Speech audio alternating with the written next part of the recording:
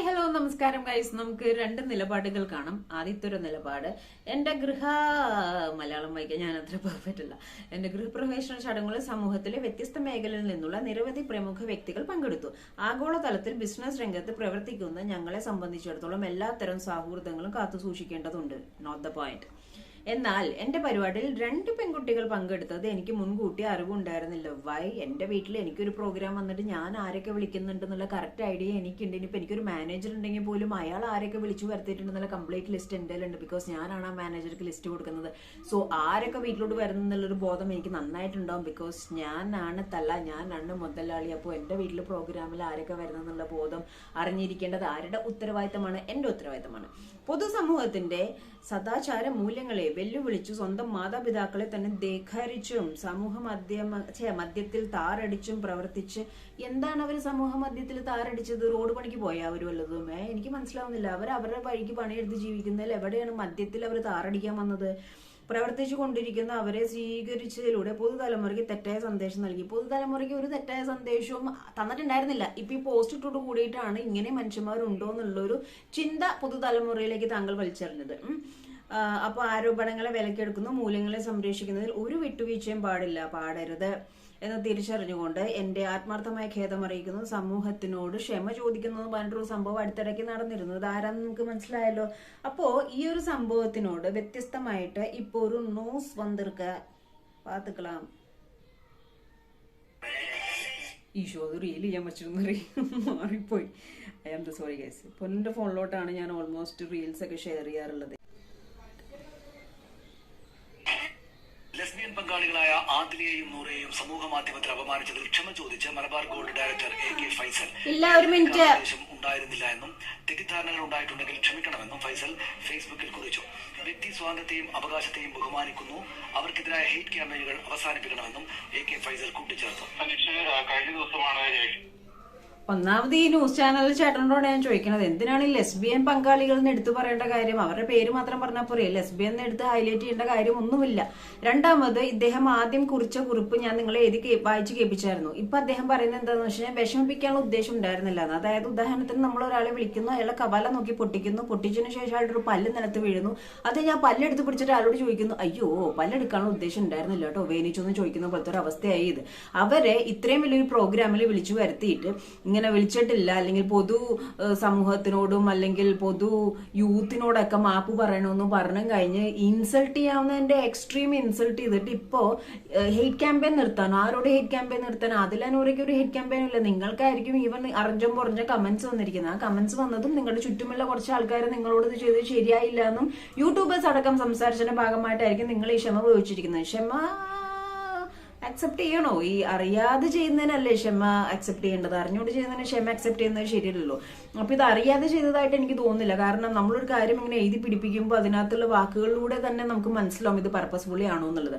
അപ്പം ഇങ്ങനെ ഒരു എന്താ പറയാ, ഇപ്പൊ തൽക്കാലം ഇതിനൊന്ന് തടയിടാനായിട്ടൊന്ന് മാപ്പിട്ടേക്കും. ഒരു മാപ്പ് പറഞ്ഞേക്കുന്നുണ്ട് അദ്ദേഹം. ഒരു മാപ്പിട്ടു ഫേസ്ബുക്കിൽ. ആദ്യം വന്ന് അങ്ങനെ ഒരു പോസ്റ്റ് ഇട്ടു, പൊതുസമൂഹത്തിനോട് മാപ്പ് പറഞ്ഞു. ഇപ്പൊ അതിലവരോട് മാപ്പ് പറഞ്ഞിട്ട് അപ്പൊ മാപ്പിനൊന്നും ഇപ്പൊ പണ്ടത്തെ പോലെ ഒരു വാല്യൂം ഇല്ലാത്തതായി. കാരണം എന്ന് വെച്ചാൽ അറിയാതെ ചെയ്യുന്നതിനാണ് നമുക്ക് മാപ്പ് എന്ന് പറയാൻ പറ്റത്തുള്ളൂ. അതിലൂറൊക്കെ എനിക്ക് തോന്നുന്നില്ല അവർക്ക് ഹെയ്റ്റ് ക്യാമ്പയിൻ ഉണ്ടെന്നുള്ളത്. അവരുടെ കാര്യങ്ങളെല്ലാം ആൾക്കാർക്ക് മനസ്സിലാകുന്നുണ്ട്. കുറച്ച് ആൾക്കാർ ഹെയ്റ്റ് ഉണ്ടായിരുന്നവർ ഈ ഒരു പരിപാടിയോട് കൂടി തന്നെ അവരോടുള്ള ഇഷ്ടം കൂടുകയും ചെയ്തു. അവർ അത്യാവശ്യം പരിപാടിയൊക്കെ ചെയ്ത് നല്ല സുഖമായിട്ട് ഇനാഗ്രേഷനൊക്കെ അക്സെപ്റ്റ് ചെയ്ത് നടക്കുന്നു, ഇനാഗ്രേഷനൊക്കെ ചെയ്ത് നടക്കുന്നു. അപ്പൊ വേദനിപ്പിക്കാനുള്ള ഉദ്ദേശമില്ല എന്ന് പറയുന്ന പദപ്രയോഗത്തിനോട് തന്നെ ഞാൻ എനിക്ക് ക്രിഞ്ച് തോന്നുന്നുണ്ട്. കാരണം എന്ന് വെച്ച് കഴിഞ്ഞാൽ ഏതൊരു മനുഷ്യനും വേദന തോന്നുന്ന രീതിയിലുള്ള സംഭവമാണ് നിങ്ങൾ ചെയ്തിരിക്കുന്നത്. മനുഷ്യന്മാർക്ക് മനുഷ്യരോട് ചെയ്യാൻ പറ്റാത്ത ഒരു കാര്യമാണ്. അല്ലെങ്കിൽ നമ്മൾ പോലും ചിന്തിക്കും ഇതെങ്ങനെ പറയുന്നുള്ളത്. അപ്പൊ നീട്ടി പിടിച്ചൊരു പോസ്റ്റ് ഇടാൻ പോലും പാടില്ലായിരുന്നു എന്നുള്ളൊരു കോമൺ സെൻസ് ഇല്ലാതെ താങ്കൾ ഇപ്പോ വന്നിട്ട് പോസ്റ്റ് ഇട്ടതിന് ശേഷം എല്ലാവരോടും മാപ്പ് ചോദിക്കണം. അപ്പൊ അതിന്റെ ഒരു ലോജിക്ക് എനിക്ക് മനസ്സിലാവുന്നില്ല. പിന്നെ ന്യൂസ് വായിച്ച ചേട്ടനോടാണ് പറഞ്ഞത്, ലെസ്ബിയൻ എടുത്ത് പറയേണ്ട കാര്യമില്ലല്ലോ, എല്ലാവരും മനുഷ്യർ തന്നെയല്ലേ, അതിലാ നൂറ് എന്നുള്ളൊരു പദപ്രയോഗം മാത്രം മതിയായിരുന്നു എന്നുള്ളതാണ് എന്റെ അഭിപ്രായം. നിങ്ങളുടെ അഭിപ്രായം നിങ്ങൾ കമന്റ് ചെയ്യുക. ഓക്കെ, അപ്പോ ആളുകൾ മാറേണ്ടതായിട്ടുള്ളതുണ്ട്. കാരണം എത്ര വലിയ പൊസിഷനിൽ എത്തിക്കഴിഞ്ഞാലും നമുക്ക് നമ്മുടെ കോമൺ സെൻസ്, നമ്മുടെ ക്യാരക്ടർ വിട്ടിട്ടുള്ള കാര്യങ്ങൾ നമ്മൾ ചെയ്യാതിരിക്കാൻ നോക്കാം മാക്സിമം. ഇപ്പൊ ഇവരെ സംബന്ധിച്ചിടത്തോളം ഇവരുടേതായ രീതിയിൽ ജീവിച്ചു പോവുകയാണ്. അപ്പൊ ഇവരുടെ പരിപാടിക്ക്, അതായത് ഈ ഇദ്ദേഹത്തിന്റെ പരിപാടിക്ക് വന്നത് അറിയില്ലായിരുന്നു എന്ന് പറയുന്നത് തന്നെ ഏറ്റവും വലിയ നുണയാണ്. അത് കഴിഞ്ഞ് അവരായിട്ട് എൻജോയ് ചെയ്ത് കാര്യങ്ങളെല്ലാം കഴിഞ്ഞിട്ട് പിറ്റേ ദിവസം പോസ്റ്റ് ഇടുന്നു. അപ്പോൾ മനുഷ്യരാണ്, എല്ലാ മനുഷ്യരും ഒന്നെന്നുള്ള രീതിയിലുള്ള ഒരു ക്യാരക്ടർ പിടിക്കാതെ അതിനപ്പുറത്തേക്ക് തരം തിരിച്ച് കാണുക, അല്ലെങ്കിൽ സമുദായത്തിനോടുള്ള രീതിയിൽ സംസാരിക്കുക, എല്ലാ മനുഷ്യരുടെയും ചോരയും നീരും വെയിനും ഒക്കെ ഒന്ന് തന്നെയാണെന്നുള്ള സത്യം മനസ്സിലാക്കാതെ എത്ര വലിയ പദവിയിൽ ഇരുന്ന് കഴിഞ്ഞാലും ആ പദവിക്ക് ഒരു വില സങ്കല്പിക്കില്ല, ഒരു വില ഉണ്ടാവില്ല എന്നുള്ളൊരു കാര്യം വളരെ വളരെ വിനീതപൂർവ്വം ഞാൻ അറിയിക്കുകയാണ് ഇതേപോലെ ക്യാരക്ടർ ഉള്ള ആളുകളോട്. ഇപ്പം ഇതില് ഇപ്പൊ ലക്ഷ്മിയെ സംബന്ധിച്ചിടത്തോളം ലക്ഷ്മി പറഞ്ഞു വീട്ടിൽ കയറ്റാൻ പറ്റില്ല. അവരിപ്പോഴും ആദ്യം തന്നെയാണ് നിൽക്കുന്നത്. നമുക്ക് ആരെന്ത് പറഞ്ഞാലും ഒരു വിഷയമില്ല, അവർ ആ നിലപാടിൽ ഉറച്ചാണ് പോകുന്നത്. ഇപ്പൊ ഇദ്ദേഹം വന്നിട്ട് പറയുന്നത് ഹെയ്റ്റ് ക്യാമ്പയിൻ നിർത്തണം. അവർക്ക് ഒരു ഹെയ്റ്റ് ക്യാമ്പയിൻ ഫോം ആയിട്ടുണ്ട് ഇതിനോട് കൂടിയെത്തുന്നത് എനിക്ക് തോന്നുന്നില്ല. കാരണം എന്ന് വെച്ച് കഴിഞ്ഞാൽ ഹെയ്റ്റ് ക്യാമ്പയിൻ ഇദ്ദേഹത്തിനായിരിക്കും ഉണ്ടായിട്ടുണ്ടാവും. കാരണം മനുഷ്യരായിട്ട് കാണാതെ അങ്ങനെ ഒരു വൃത്തികെട്ട രീതിയിൽ താറടിക്കുന്ന രീതിയിൽ മാതാപിതാക്കൾ ധിക്കരിക്കുന്നു. ഇവര് ഫേസ് ചെയ്ത സംഭവങ്ങൾ, സിറ്റുവേഷൻസ് എന്താണെന്ന് അറിയാതെ ഇങ്ങനെ വാദോരാതെ സംസാരിക്കുന്നതിനോട് അർത്ഥമില്ല. കാരണം അവർ വന്നിരിക്കുന്ന വഴി ഞാൻ കഴിഞ്ഞ ദിവസം ഒരു വീഡിയോയിൽ കണ്ടു, ഇന്റർവ്യൂവിൽ ഒരു സംഭവം കണ്ടു, കൊട്ടേഷൻ കൊടുത്ത സംഭവങ്ങളും പാരന്റ്സിന്റെ ഭാഗത്തു നിന്നുണ്ടായ വിഷയങ്ങളും കാര്യങ്ങളൊക്കെ. അപ്പൊ അവര് സ്ട്രഗിൾ ചെയ്തത് അവർക്കറിയാം. എന്നിട്ട് അവരാരെയും ബുദ്ധിമുട്ടിക്കാതെ അവരുടേതായ രീതിയിൽ പണിയെടുത്ത് ജീവിക്കുന്നു. അവരൊരു ഡ്രഗ് ഡീലറല്ല, കൊലപാതകമല്ല, അല്ലെങ്കിൽ ഇന്ത്യയുടെ സംഭവങ്ങൾ പാകിസ്ഥാനോട് ചോർത്തി കൊടുക്കുക, അങ്ങനെ പ്രശ്നങ്ങൾ അങ്ങനെ ഒന്നും ഒരു രീതിയിലും രാജ്യദ്രോഹങ്ങളോ കാര്യങ്ങളോ ഒന്നും ചെയ്യുന്നില്ല. ഉള്ളി തിങ് അവർക്ക് ഇഷ്ടമുള്ള ആളുടെ കൂടെ അവർ ജീവിക്കുന്നു, അതിൻ്റെതായ കാര്യങ്ങൾ അവർ ചെയ്യുന്നു. അതിന് എന്താണ് നാട്ടുകാർക്ക് ഇത്ര പുകച്ചിൽ ചൊറിച്ചിൽ നിന്നും എനിക്ക് മനസ്സിലാവുന്നില്ല. അതും ഇദ്ദേഹത്തെ പോലെ ഇത്ര റെപ്യൂട്ടഡ് ആയിട്ടൊരു പൊസിഷൻ ആയിട്ടുള്ള ഇത്രയും അറിവും ലോകം കണ്ടതായിട്ടുള്ള വ്യക്തിയുടെ ഭാഗത്തു നിന്ന് ഇങ്ങനെ ഒരു പോസ്റ്റ് നമുക്ക് ഒട്ടും അക്സെപ്റ്റ് ചെയ്യാൻ പറ്റാത്തതാണ്. അത് കഴിഞ്ഞിട്ടുള്ള വന്നിരിക്കുന്ന ക്ഷമയിൽ എനിക്കറിയത്തില്ല, ആ ഒരു ക്ഷമയിൽ എനിക്കൊരു വൈബ് തോന്നുന്നില്ല, ഒരു സത്യസന്ധത തോന്നുന്നില്ല. കാരണം എന്ന് വെച്ചാൽ വേദനിപ്പിക്കാൻ വേണ്ടി ചെയ്തതല്ല എന്ന് പറയുന്നത് തന്നെ ഏറ്റവും വലിയൊരു ക്രിഞ്ചാണ്. അതിനുള്ള മറുപടിയാണ് ഞാൻ നേരത്തെ തന്നത്. എന്റെ പൊന്നോ, എത്ര ടൈപ്പ് ആൾക്കാരാണ് നമ്മളിവിടെ കാണുന്നല്ലേ. പണത്തിന് മേലെ പരുന്തും പറക്കില്ല എന്ന് പറയണ മാതിരി പണം ഉണ്ടാകുമ്പോൾ അതിന്റെ ഒപ്പം തന്നെ ക്യാരക്ടറും അല്ലെങ്കിൽ ആ ഒരു മാനേഴ്സ് ഒക്കെ വിടാതിരിക്കുക എന്നുള്ളത് ഏതൊരു മനുഷ്യനും നോക്കേണ്ട ഒരു കാര്യമാണ്. പൈസ വന്നു കഴിഞ്ഞാലും ഡൗൺ ടു എർത്തായിട്ട് നിൽക്കുക എന്ന് പറയുന്ന ഒരു സംഭവം തന്നെയാണ്. അപ്പോൾ ഒരു കേവലം മാപ്പോട് കൂടിയിട്ട് അദ്ദേഹം ഒരു എന്താ പറയാ, കൈവിട്ട ആയുധം വാവിട്ട വാക്കെന്ന് പറഞ്ഞ പോലെ തന്നെ ഫേസ്ബുക്ക് പോസ്റ്റും വൺസ് പോസ്റ്റ് ആയി കഴിഞ്ഞാൽ ഇറ്റ്സ് പോസ്റ്റഡ്. അത് ഡിലീറ്റ് ചെയ്ത് കളഞ്ഞിട്ടൊന്നും വലിയ കാര്യമൊന്നുമില്ല. ഇദ്ദേഹം ഡിലീറ്റ് ചെയ്തപ്പോൾ തന്നെ ഇദ്ദേഹത്തിന് തെറ്റ് മനസ്സിലായിട്ടുണ്ടാവും. ദെൻ കുറെ ആൾക്കാരും അതിനൊപ്പം നല്ല കമന്റ്സും കാര്യങ്ങളും യൂട്യൂബേഴ്സിന്റെ സംസാരവും കാര്യങ്ങളെല്ലാം കേട്ടതിന്റെ ഭാഗമായിട്ടായിരിക്കും ഇദ്ദേഹം ഇപ്പോൾ ക്ഷമ കൊണ്ടുവന്നിരിക്കുന്നത്. ആ ക്ഷമയിൽ നമുക്കൊരു ലോജിക്കും തോന്നില്ല. പിന്നെ ക്ഷമയിൽ ലോജിക്കുണ്ടോ ലോജിക്കില്ലെന്ന് നോക്കേണ്ട ആവശ്യമില്ല. കാരണം എന്ന് വെച്ച് കഴിഞ്ഞാൽ ക്ഷമ പറയാനുള്ള ഒരു മനസ്സ് കാഴ്ച എന്തോ ദൈവാനുഗ്രഹം. അഭിനയിച്ചിട്ടാണ് ക്ഷമ പറഞ്ഞതെന്നുണ്ടെങ്കിൽ പോലും ഒരു നല്ല കാര്യം ഓക്കെ അങ്ങനെയെങ്കിലും പറയാൻ തോന്നിയല്ലോ എന്ന് വിചാരിക്കുക. സോ അവരെ സംബന്ധിച്ചിടത്തോളം എനിക്കൊരു ഹെയ്റ്റ് ക്യാമ്പയിൻ എനിക്ക് ഫീൽ ചെയ്യുന്നില്ല. കാരണം അവർക്ക് അത്യാവശ്യം വർക്കും കാര്യങ്ങളും എവിടെ നോക്കിയാലും ഇനാഗ്രേഷൻ കാര്യങ്ങളൊക്കെ ചെയ്യുന്നുണ്ട്. അതേപോലെ അവരെ അക്സെപ്റ്റ് ചെയ്യുന്നവരുണ്ട്. ഇനിയിപ്പോൾ അക്സെപ്റ്റ് ചെയ്യാൻ പറ്റിയില്ലെങ്കിലും ദ്രോഹിക്കാത്തവരുണ്ട്. അതാണ് ഏറ്റവും വലിയ പോയിന്റ് എന്ന് പറയുന്നത്.